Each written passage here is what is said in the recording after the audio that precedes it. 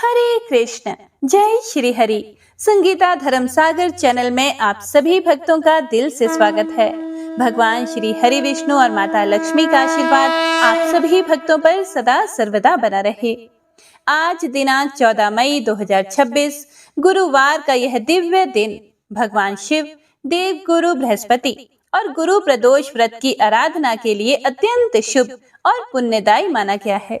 आज ज्येष्ठ मास की कृष्ण पक्ष की पावन त्रयोदशी तिथि पर मनाया जा रहा है गुरु प्रदोष व्रत। शास्त्रों में कहा गया है, जो भक्त प्रदोष काल में सच्चे मन से भगवान शिव की पूजा करते हैं, उनके जीवन के दुख, बाधाएं और संकट धीरे धीरे समाप्त होने लगते हैं और घर में सुख, शांति एवं समृद्धि का वास होता है। तो आज सूर्य उदय होगा सुबह 5:50 पर, सूर्यास्त होगा सायं 6:56 पर, ब्रह्म मुहूर्त सुबह 4:13 से 5:01 तक और अभिजीत मुहूर्त दोपहर 11:57 से 12:49 तक रहेगा। और आज राहु काल दोपहर 2:01 से 3:39 तक रहेगा।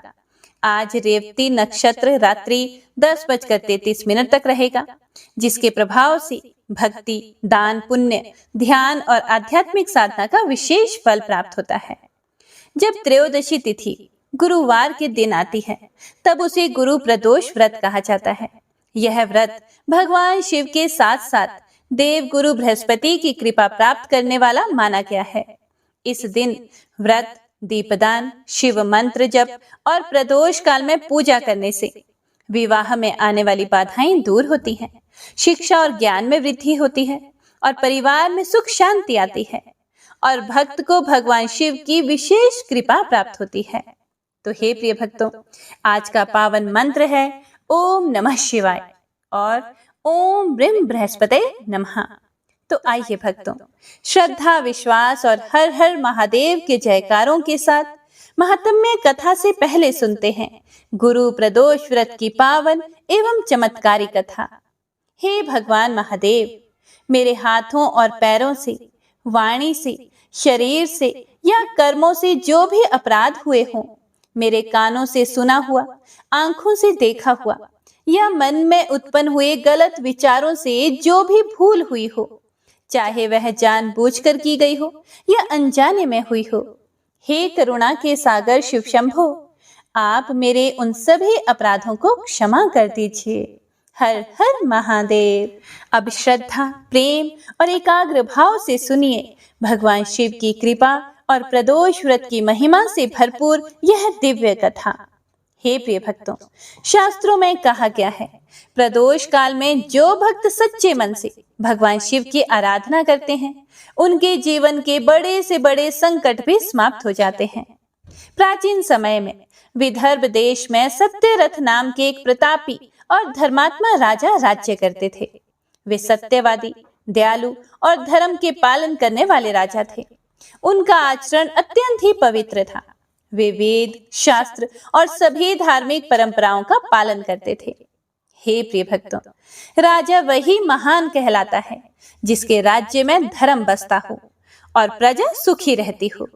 राजा सत्यरथ अपनी प्रजा का पुत्र की तरह पालन पोषण करते थे। उनके राज्य में सुख, शांति और समृद्धि का वास था। लेकिन संसार में सुख सदा स्थिर नहीं रहता। समय का चक्र कब बदल जाए यह कोई नहीं जानता। विदर्भ राज्य के पड़ोस में साल्व देश का एक अत्यंत शक्तिशाली राजा रहता था। वह राजा सत्यरथ से शत्रुता रखता था। एक दिन उसने विशाल सेना इकट्ठा किया और विदर्भ देश को चारों ओर से घेर लिया। जब राजा सत्यरथ को यह समाचार मिला, तब उन्होंने वीरता के साथ युद्ध का संकल्प लिया। भयंकर युद्ध शुरू हुआ। धरती योद्धाओं के रक्त से लाल हो उठी। शंख, नगाड़ों और अस्त्रों की ध्वनि से आकाश कांप उठा। राजा सत्यरथ ने सिंह की भांति युद्ध किया, लेकिन भाग्य को तो कुछ और ही स्वीकार था। अंततः वे युद्ध भूमि में वीर गति को प्राप्त हुए। हे प्रिय भक्तों, जब भाग्य विपरीत होता है, तब सामर्थ्य भी साथ छोड़ देती है। राजा के मारे जाते ही सेना टूट गई। सैनिक भागने लगे। शत्रु सेना विजय के नारे लगाने लगी और उधर राजमहल में कोहराम मच गया। राजा की पतिव्रता रानी उस समय गर्भवती थी। पति की मृत्यु का समाचार सुनकर वह शोक से व्याकुल हो उठी और रात के अंधकार में वह किसी प्रकार से महल से बाहर निकली और अकेली जंगल की ओर चल पड़ी। वह धीरे धीरे चलती रही, कभी रुकती, कभी रोती, कभी भगवान को पुकारती। कई योजन दूर जाने के बाद उसे एक सुंदर सरोवर दिखाई दिया। उसका जल निर्मल और शीतल था। सरोवर के किनारे एक विशाल वृक्ष था जिसकी छाया अत्यंत सुखद थी। वहीं बैठते बैठते रानी को प्रसव पीड़ा हुई और उसी शुभ घड़ी में उसने एक सुंदर पुत्र को जन्म दिया। लेकिन हे प्रिय भक्तों, भाग्य की परीक्षा अभी भी समाप्त नहीं हुई थी। रानी अत्यंत प्यास से व्याकुल थी और वह जल पीने के लिए सरोवर में उतरी और तभी अचानक एक मगरमच्छ ने उसे पकड़ लिया और जल में खींच लिया और क्षण भर में ही वह रानी संसार छोड़ गई। हे प्रिय भक्तों, संसार का सहारा कभी भी स्थायी नहीं होता। सच्चा सहारा तो केवल भगवान ही है। अब वह नवजात बालक अकेला पड़ा रो रहा था। उसकी तो अभी तक नाल तक नहीं कटी थी। उसी समय संयोग से एक निर्धन ब्राह्मणी वहां आई। वह विधवा थी और भिक्षा मांगकर अपना जीवन चलाती थी। उसके साथ उसका छोटा पुत्र भी था। उसने उस बालक को देखा और दया से भर उठी और सोचने लगी कि यह आखिरकार किसका पुत्र होगा। इसकी माता कहाँ गई? कैसे यह अकेला यहाँ पड़ा है? तभी वहां एक तेजस्वी भिक्षुक प्रकट हुए। वे और कोई नहीं, स्वयं भगवान शिव थे। उन्होंने ब्राह्मणी से कहा, हे देवी, तुम बिना भय के इस बालक का पालन पोषण करो। यह बालक आगे चलकर तुम्हारे महान कल्याण का कारण बनेगा। बस इतना कहकर भगवान शिव अंतर्ध्यान हो गए। ब्राह्मणी ने उस बालक को उठाया और अपने घर ले आई। उसने अपने पुत्र के समान ही उसका पालन पोषण किया। उस बालक का नाम रखा गया धर्मगुप्त। समय बीतता गया। दोनों बालक बड़े होने लगे। वे अपनी माता के साथ भिक्षा मांगने जाते और धर्म पूर्वक जीवन बिताते। एक दिन वे एक मंदिर में पहुंचे जहां महान ऋषि शांडिल्य विराजमान थे और शांडिल्य मुनि ने धर्मगुप्त को देखते ही कहा, अहो, कर्म और भाग्य की लीला कितनी अद्भुत है। यह बालक वास्तव में एक राजा का पुत्र है। और ब्राह्मणी यह सुनकर आश्चर्यचकित रह गई। उसने हाथ जोड़कर ऋषि से सारी बात पूछी। तब ऋषि शांडिल्य ने दिव्य दृष्टि से धर्मगुप्त का पूर्व जीवन बताया। उन्होंने कहा, यह विदर्भ के राजा सत्यरथ का पुत्र है। इसके पिता युद्ध में मारे गए और इसकी माता को मगरमच्छ खा गया। फिर ब्राह्मणी ने पूछा, हे ऋषिवर, इतने धर्मात्मा राजा पर ऐसा दुख क्यों आया? तब ऋषि बोले, पूर्व जन्म में यह राजा पांड्य देश का शासक था। एक बार प्रदोष काल में वह भगवान शिव की पूजा कर रहा था और तभी नगर में विद्रोह का समाचार आया। राजा पूजा अधूरी छोड़कर चला गया और बिना विधि पूर्ण किए उसने भोजन कर लिया। उसके पुत्र ने भी यही भूल की। भगवान शिव की पूजा में विघ्न और प्रदोष व्रत का अनादर करने के कारण अगले जन्म में उसे यह दुख भोगना पड़ा। हे प्रिय भक्तों, प्रदोष काल भगवान शिव को अत्यंत प्रिय है। जो इस समय पूजा करता है उस पर महादेव शीघ्र प्रसन्न होते हैं। ऋषि शांडिल्य ने आगे कहा कि हे ब्राह्मणी, जो भक्त प्रदोष काल में श्रद्धा से भगवान शिव की पूजा करते हैं उनके जीवन में धन, सौभाग्य, संतान और सुख की वृद्धि होती है। इसके बाद ऋषि ने धर्मगुप्त और ब्राह्मण बालक को शिव पूजा की विधि सिखाई।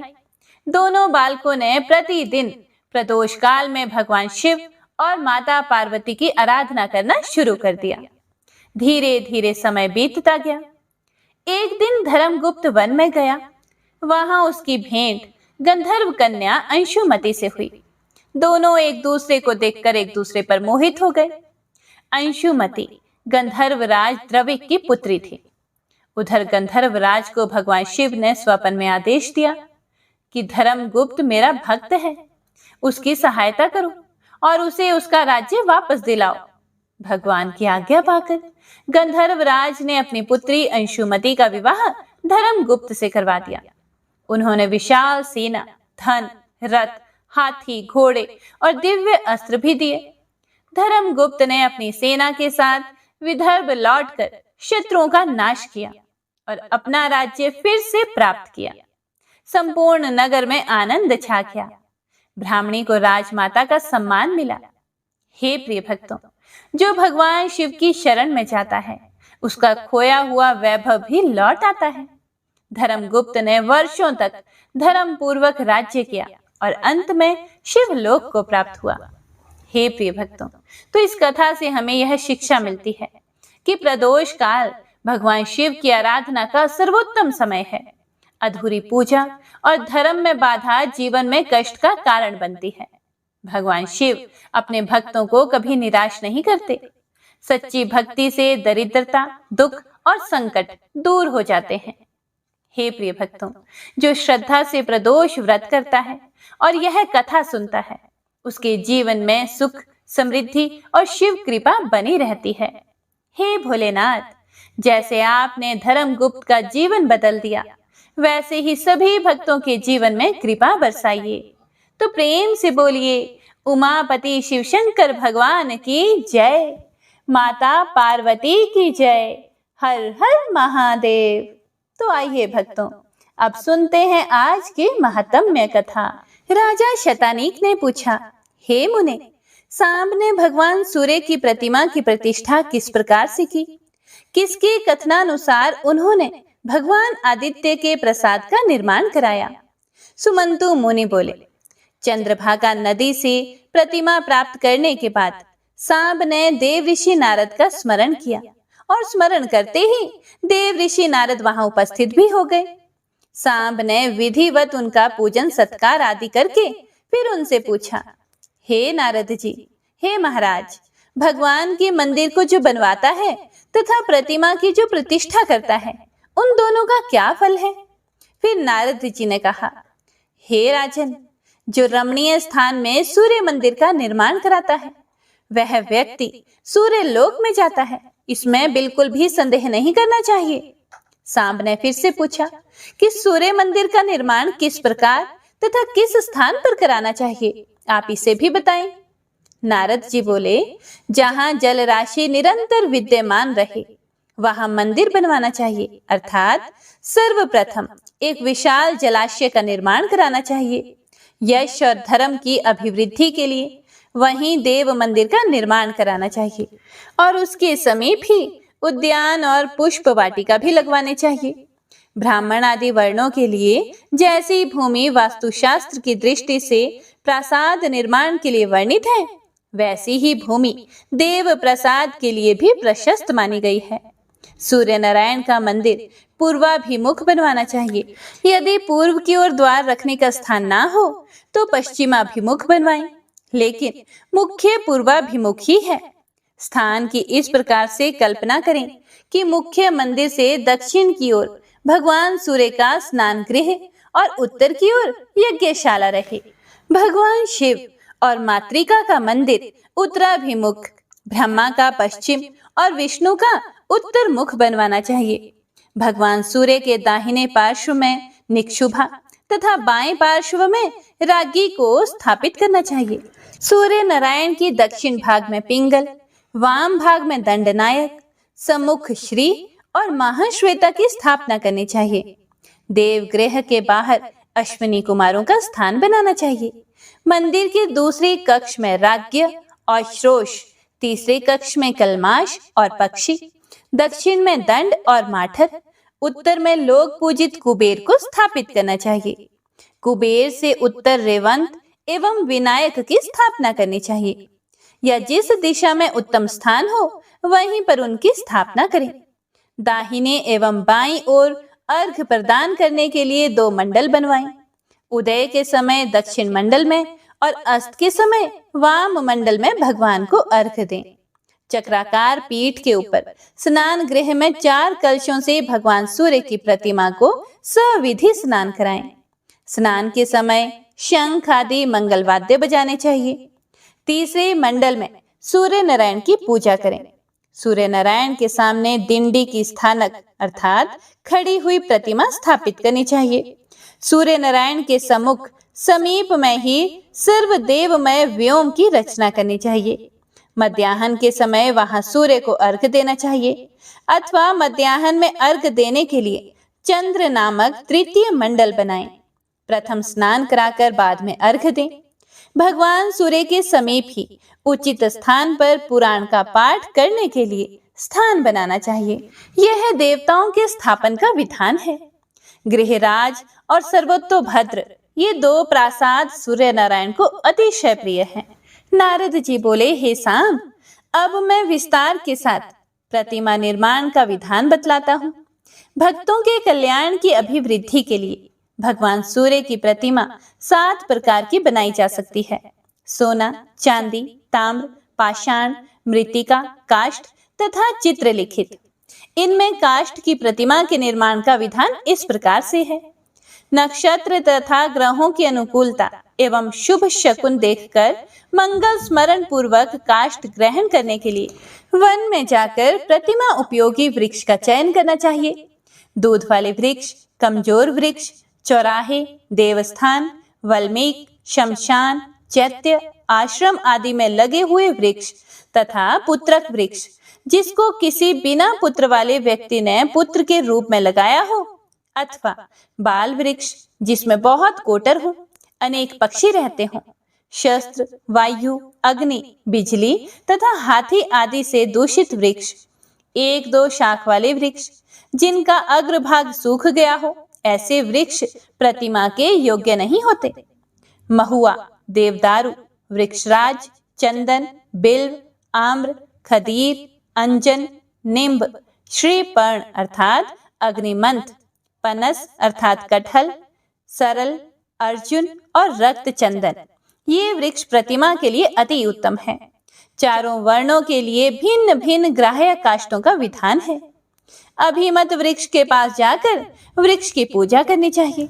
पवित्र स्थान, एकांत, केश अंगार शून्य, पूर्व और उत्तर की ओर स्थित लोगों को कष्ट ना देने वाला, विस्तृत सुंदर शाखाओं तथा पत्तों से समृद्ध, सीधा वर्ण शून्य तथा त्वचा वाला वृक्ष शुभ होता है। स्वयं गिरे हुए या हाथी से गिराए गए, शुष्क होकर या अग्नि से जले हुए और पक्षियों से रहित वृक्षों का प्रतिमा निर्माण में उपयोग नहीं करना चाहिए। मधुमक्खी के छाते वाला वृक्ष भी गाह्य नहीं है। स्निग्ध, पत्र समन्वित, पुष्पित तथा फलित वृक्षों का कार्तिक आदि 8 मासों में उत्तम मुहूर्त देखकर उपवास रहकर अधिवासन कर्म करना चाहिए। वृक्ष के नीचे चारों ओर लीपकर गंध, पुष्पमाला, धूप आदि से यथाविधि वृक्ष की पूजा करें। उसके बाद गायत्री मंत्र से अभिमंत्रित जल से प्रोक्षण करें।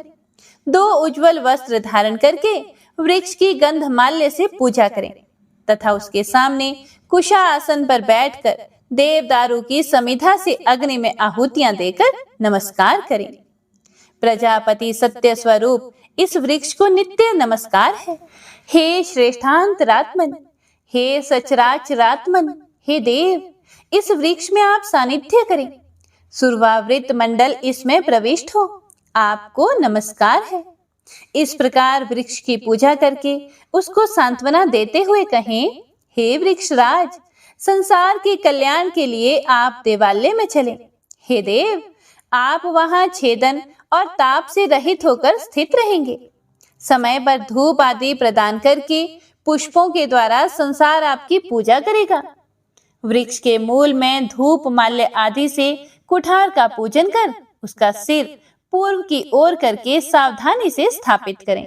उसके बाद मोदक, खीर आदि भक्ष्य द्रव्य तथा सुगंधित पुष्प, धूप, गंध आदि से वृक्ष की और देवता, पितृ, राक्षस, पिशाच, नाग, सूरगण, विनायक आदि की पूजा करके रात में वृक्ष का स्पर्श कर यह कहें, हे देव, आप पूजा में देवों के द्वारा परिकल्पित हैं।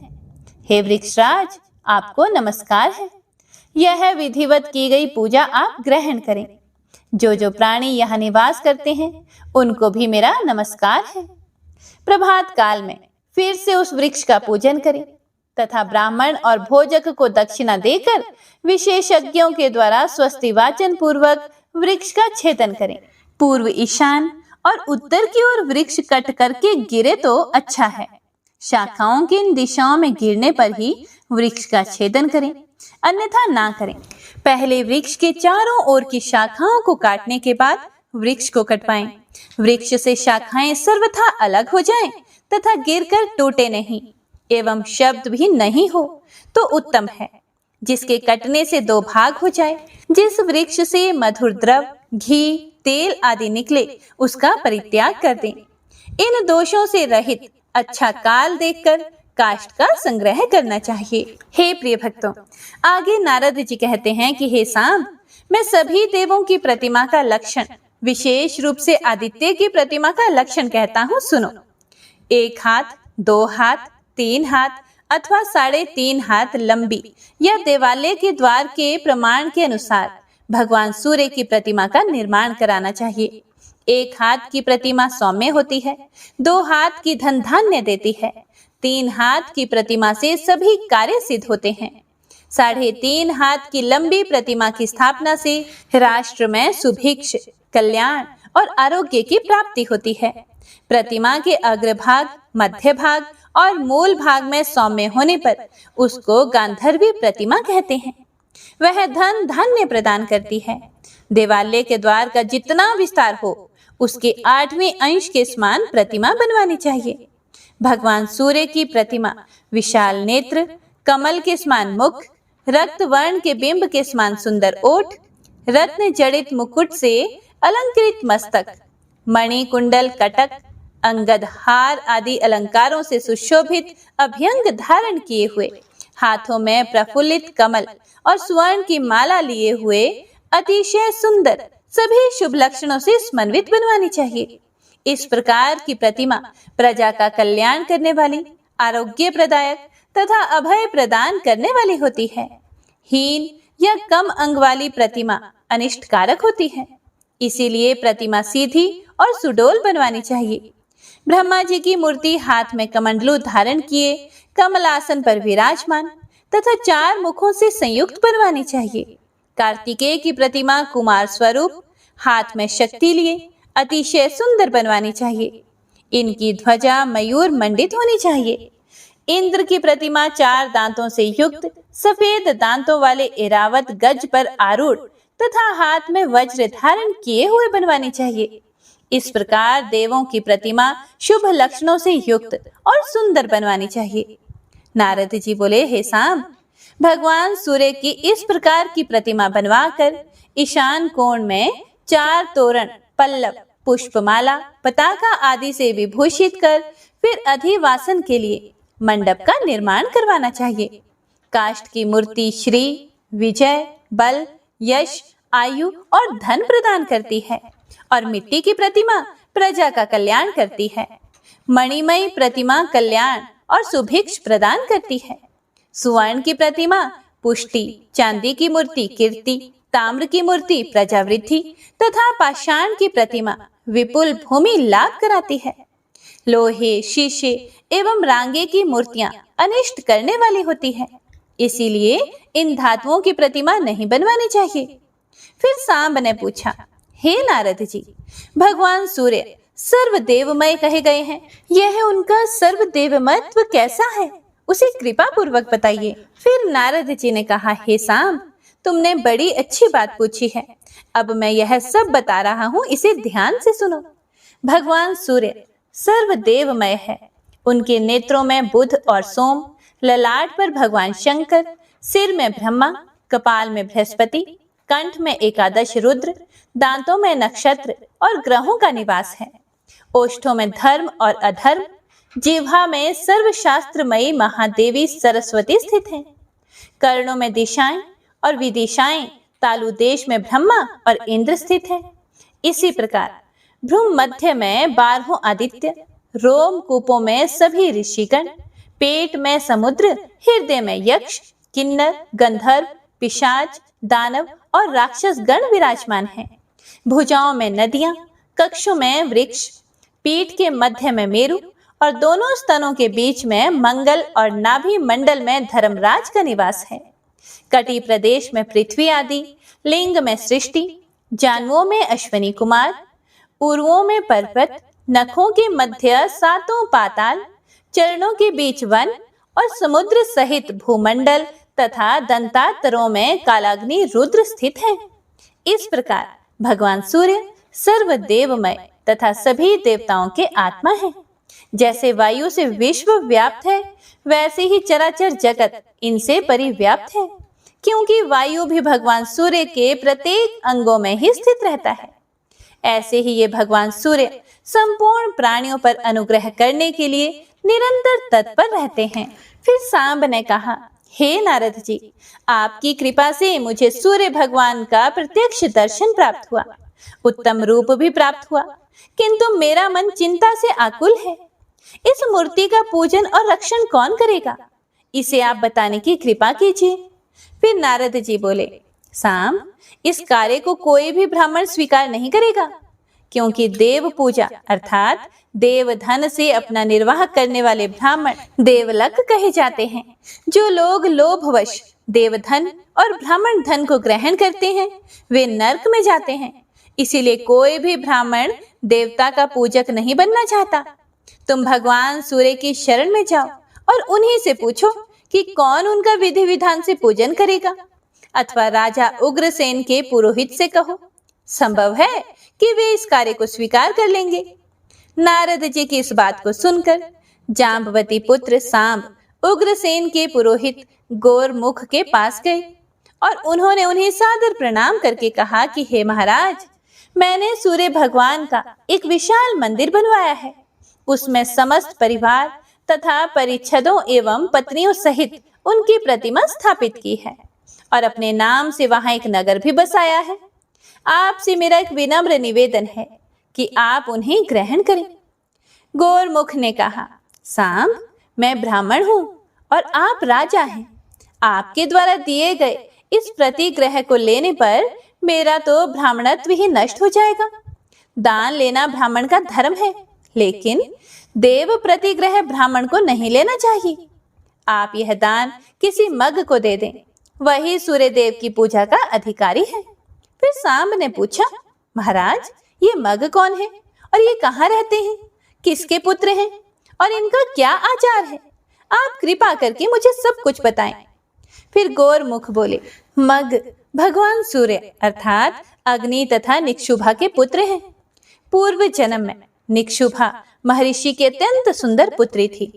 एक बार उससे अग्नि का उल्लंघन हो गया, जिसके फलस्वरूप भगवान सूर्य अर्थात अग्नि स्वरूप रुष्ट हो गए।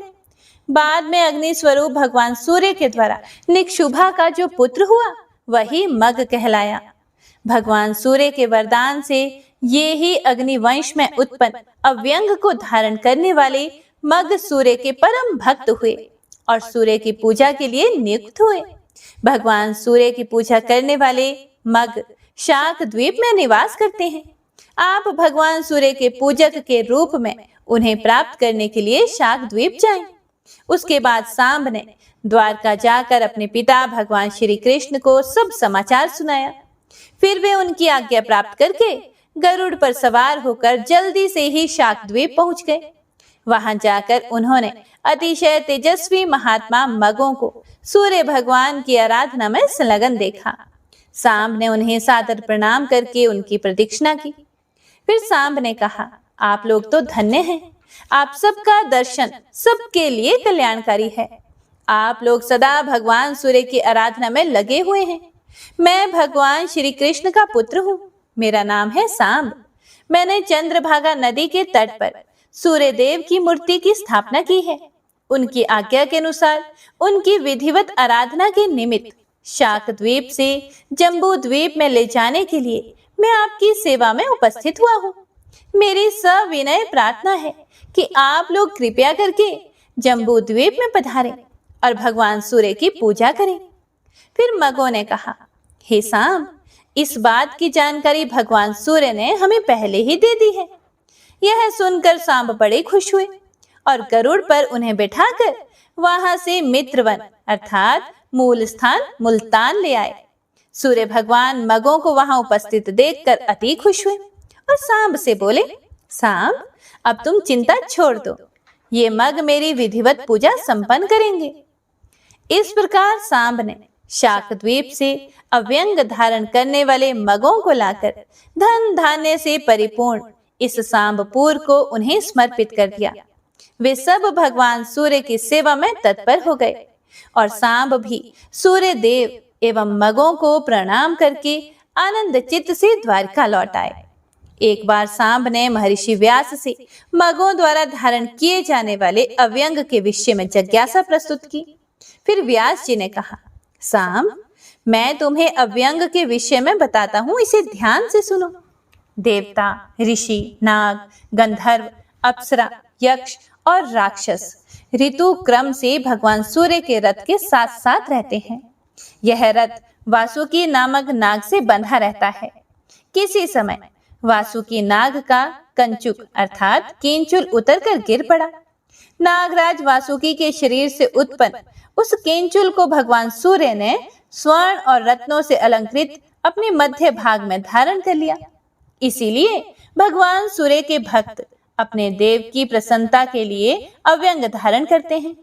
उसके धारण करने से भोजक पवित्र हो जाते हैं और उन पर सूर्य भगवान का अनुग्रह भी होता है। इस अव्यंग को सर्प के केंचुले की तरह मध्य में पोला अर्थात खाली रखना चाहिए। यह एक वर्ण का होना चाहिए। कपास के सूत से बना अव्यंग 200 अंगुल का उत्तम, 120 अंगुल का मध्यम और 108 अंगुल का कनिष्ठ होता है। इसीलिए इसे छोटा नहीं होना चाहिए। यज्ञोपवीत की तरह 8वें वर्ष में अव्यंग धारण करना चाहिए। भोजकों के लिए यह मुख्य संस्कार है। इसके धारण करने से वह सभी क्रियाओं का अधिकारी होता है। यह अव्यंग सर्वदेवमय, सर्वदेवमय, सर्वलोकमय और सर्वभूतमय है। इसके मूल में विष्णु, मध्य में ब्रह्मा और अंत में शशांक मौली भगवान शिव निवास करते हैं। इसी तरह ऋग्वेद, यजुर्वेद और सामवेद क्रमशः मूल, मध्य और अग्रभाग में रहते हैं। अथर्ववेद ग्रंथि में स्थित रहता है। पृथ्वी, जल, तेज, वायु, आकाश और भूरलोक, भूवरलोक तथा स्वरलोक आदि 7 लोक अव्यंग में निवास करते हैं। सूर्य भक्त भोजक को सभी समय अव्यंग धारण करके भगवान सूर्य की उपासना करनी चाहिए। ओम नमो नारायणाय। तो आज की कथा में बस इतना ही। इससे आगे का वृतांत आप सभी भक्तजन अगले अध्याय में जरूर सुनिएगा, जिसमें आप सुनेंगे सांबोपाख्यान में भगवान सूर्य को अर्घ प्रदान करने और धूप दिखाने की महिमा का वर्णन। तो आइए भक्तों, अब सुनते हैं श्री सूर्यदेव चालीसा।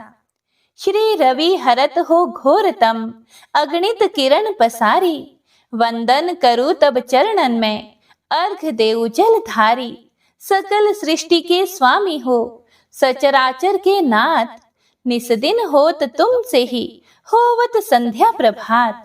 जय भगवान सूर्य तमहारी, जय खगेश दिनकर शुभकारी। तुम हो सृष्टि के नेत्र स्वरूपा, त्रिगुणधारी त्रैवेद स्वरूपा। तुम ही करता पालक संहारक, भुवन चतुर्दर्श के संचालक। सुंदर बदन चतुर्भुजधारी, रश्मि रथी तुम गगन विहारी। चक्र शंख अरु श्वेत कमल धर, वर मुद्रा सोहत चोटे कर। शीश मुकुट कुंडल गलमाला, चारु तिलक तब भाल विशाला। सप्त अश्वरथ अति द्रुतगामी, अरुण साथी गति अविरामी। रक्त वरुण आभूषण धारक, अति प्रिय तोहे लाल पदारथ।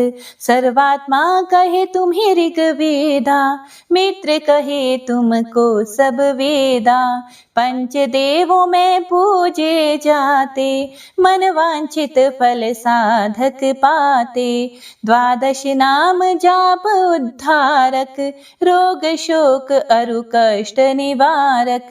माँ कुंती तब ध्यान लगायो, दानवीर सुत कर्ण सो पायो। राजा युधिष्ठिर तब जस गायो, अक्षय पात्र वो वन में पायो। शस्त्र त्याग अर्जुन अकुरायो, बन आदित्य हृदय से पायो। विंध्याचल तब मार्ग में आयो, हाहाकार तिमिर से छायो। मुनि अगस्त्य गिरि गर्भ मिटायो, निज टक बल से विंध्य नवायो। मुनि अगस्त्य तब महिमा गाई, सुमिर भय विजय रघुराई। तोहे विरोक मधुर फल जाना, मुख मैलिन ही तोहे हनुमाना। तब नंदन शनि देव कहावे, पवन के सुत शनि तीर मिटावे। यज्ञ व्रत स्तुति तुम्हारी कीन्ही, भेंट शुक्ल यजुर्वेद की दिनहि। सूर्यमुखी खरितर तब रूपा, कृष्ण सुदर्शन भानु स्वरूपा। नमन तोहे ओंकार स्वरूपा, नमन आत्मा अरु काल स्वरूपा। दिग दिगंत तब तेज प्रकाशे, उज्ज्वल रूप तुम्ही आकाशे। दश दिगपाल करत तब सुमिरन, अंजलि नित्य करत हैं अर्पण।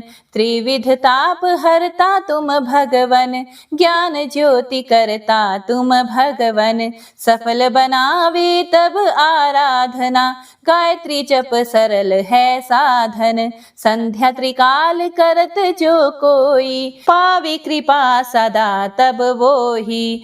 चित शांति सूर्याष्टक देव, व्याधि अपाधि सब हर लेवे। अष्टदल कमल यंत्र शुभकारी, पूजा उपासन तब सुखकारी। माघ मास शुद्ध सप्तमी पावन, आरंभ हो तब शुभ व्रत पालन। भानु सप्तमी मंगलकारी, भक्ति दायिनी दोषण हारी। रविवासर जो तुमको ध्यावे, पुत्रादिक दुख वैभव पावे। पाप रूपी पर्वत के विनाशी, व्रज रूप तुम हो अविनाशी। राहु आन तब ग्रास बनावे, ग्रहण सूर्यता को लग जावे। धर्म दान तप करते हैं साधक, मिटत राहु तब पीड़ा बाधक। सूर्य देव तब कृपा कीजे, दीर्घ आयु बल बुद्धि दीजे। सूर्य उपासना कर नित ध्यावे, कुष्ठ रोग से मुक्ति पावे। दक्षिण दिशा तोरी गति जावे, दक्षिणायन वो ही कहलावे। उत्तर मार्गी तोरो रथ होवे, उत्तरायण तब वो कहलावे। मन अरु वचन कर्म हो पावन, संयम करता भलित आराधना। भरत दास चिंतन करत, घर दिन कर तब ध्यान। रखियो कृपा इस भक्त पे, तुम्हारी सूर्य भगवान। जय सूर्यदेव।